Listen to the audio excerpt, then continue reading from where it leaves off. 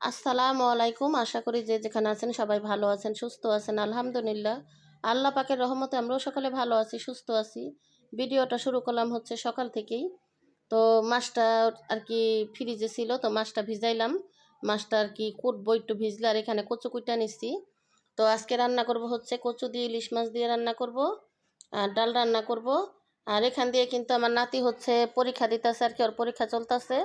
তো আমার নাতি আর কি এদিক দিয়ে আসছে, আমি আর কি আসতে বলছি। তো এই জন্য আর কি আসছে। আর আমার নাতি হচ্ছে একটু খালি গায়ে, কারণ প্রচণ্ড গরম। সবাই জানেন যে অনেক গরম, কারণ যেহেতু শেষ গরম। তো এই জন্য একটু গরমটা আর কি বেশি পড়ছে। তো এই জন্য আমার নাতি খালি গায়ে একটুখানি আর কি ক্যামেরাতে উঠে গেছে। আর আমার নাতিকে আর কি নিলাম না, কারণ ও খালি গায়ে গেঞ্জি পরতে চাইতেছে না। আর এখান দিয়ে আর কি বউ আর কি আরও যা যা কোটাকাটি আছে এগুলো আর কি করবে। আর আমার নাতিকে হচ্ছে আমরা আর পেয়ারা কাইটা দিছে। তো নাতি এগুলো খাক, আমি রান্না বান্না করব। তো যাই হোক, ভিডিওটা না টেনে সম্পূর্ণ ভিডিওটা দেখতে থাকুন, পাশেই থাকুন। ভালো লাগলে অবশ্যই চ্যানেলটা সাবস্ক্রাইব করে দিবেন, লাইক কমেন্ট শেয়ার করে দিবেন। আর এখান দিয়ে দেখেন আমি হাত পুইরা কি করছি। হাত এরকম জ্বলতা আছে, আমি মানে বলার বাইরে, মানে সহ্য করতে পারতাছি না। 3টা আঙ্গুল একেবারে। এখন মনে হইতাছে যে ঠোয়া মনে হয় পড়বে। তো আমি বরফের পানির ভিতরে ধরে রাখছিলাম, আর প্রচুর পরিমাণে পানি দিছি।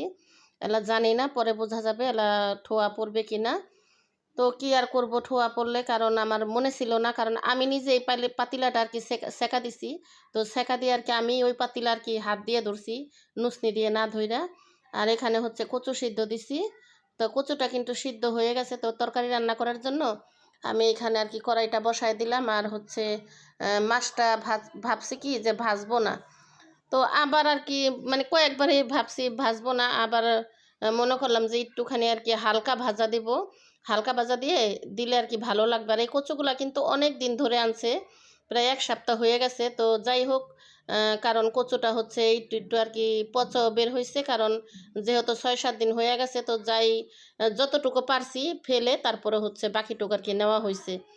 আর এই কচু কিন্তু এমনি তো আর কি ঘরে থাকলে না ভালো লাগে, কারণ ভিতরে পানিগুলো শুকায় যায়।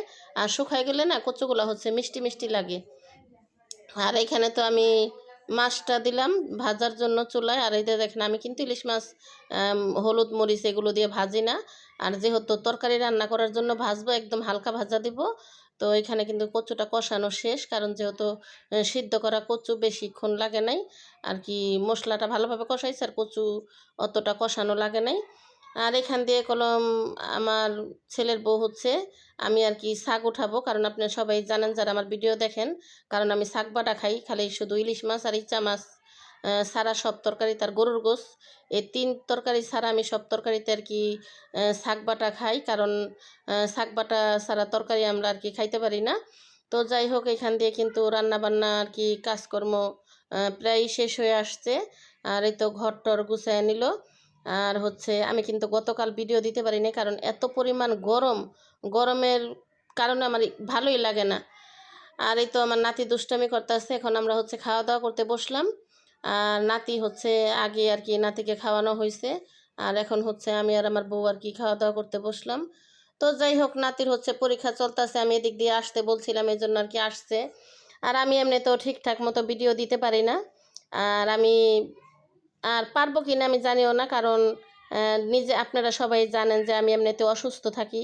তার মধ্যে আবার আমি একা, কারণ আমার ঘরে হয়েছে আমি, আমার স্বামী তো সকালে ভোরে জায়গা কাজে, আর আমি হচ্ছে সারাদিন একা একা থাকি। তো আমার ক্যামেরা ধরা, ভিডিও করা, ভিডিও এডিট করা এগুলো খুব কষ্ট হয়ে যায়। আর আমি এখনও আমি আর কি সম্পূর্ণ ভিডিও কিভাবে এডিট করে, কিভাবে কি করে, এগুলো আমি এখনও ভালোভাবে পারি না। তো যাই হোক, আমার কতদিন আমি করতে পারবো জানি না। না করতে পারলে আমার হচ্ছে ছেড়ে দিতে হবে। তো যাই হোক, কারণ যেহেতু একা, কারণ এগুলা করা কিন্তু খুব ভেজাল। তো এখানে হচ্ছে নাতি আর কি ডাল খাবে, তো এই জন্য আর কি বাটির ভিতরে ডাল ছিল, এই ডালগুলো আর কি নিয়ে বসছে, কিন্তু আসলে খায় নাই। আর এখন কিন্তু যাইতাছে গা নাতি।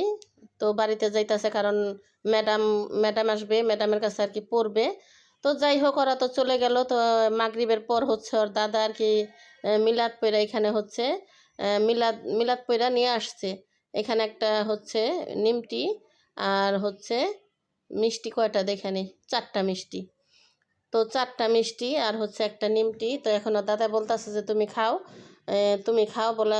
এখন আমি তো খাবো যে আমার তো ভয় লাগতেছে, কারণ আল্লাহ দিলে কিছুদিন ধরে ডায়াবেটিসটা কন্ট্রোলে আছে। তো বলতেছে যে মিলাদের মিষ্টি এটা হইলো সিন্নি, খাও একটা, একটা খেলে কিছু হবে না। তো আমি ওনার কথা মতো আর কি একটা মিষ্টি আর কি নিলাম খাওয়ার জন্য। তো একটা মিষ্টি আমি নিমটি দিয়ে খাবো, তারপরে হচ্ছে আমার বোনের বাড়িতে যাব, কারণ আমার ছোট বোনের মেয়েটা না খুব জ্বর। তো এখন পর্যন্ত আর কি যাওয়া হয় না। আর এই মেয়েটা জ্বর আসলে না একেবারে মানে কাহিল হয়ে যায়। আর এত পরিমাণ জ্বর, মানে এখনকার জ্বর মানে এত জ্বর ওঠে, বড়ই হোক আর ছোটই হোক। তারপরেও দেখা যায় কি বড়রা একটু সহ্য করতে পারে, আর ছোট বাচ্চাদের যদি কিছু হয় না, কারণ বাচ্চারা একেবারে কাহিল হয়ে যায় আর খাওয়া দাওয়া বন্ধ হয়ে যায়। তো খুবই খারাপ লাগে। আর আমার বিশেষ করে আমার কাছে না বাচ্চাদের কিছু হইলে না, আর আমার চোখের সামনে যদি আমি কিছু দেখি না বাচ্চাদের, তাহলে আমার খুবই খারাপ লাগে, মানে খুবই খারাপ লাগে, মানে আমি যে কেমন করি এটা আমি নিজেও জানি।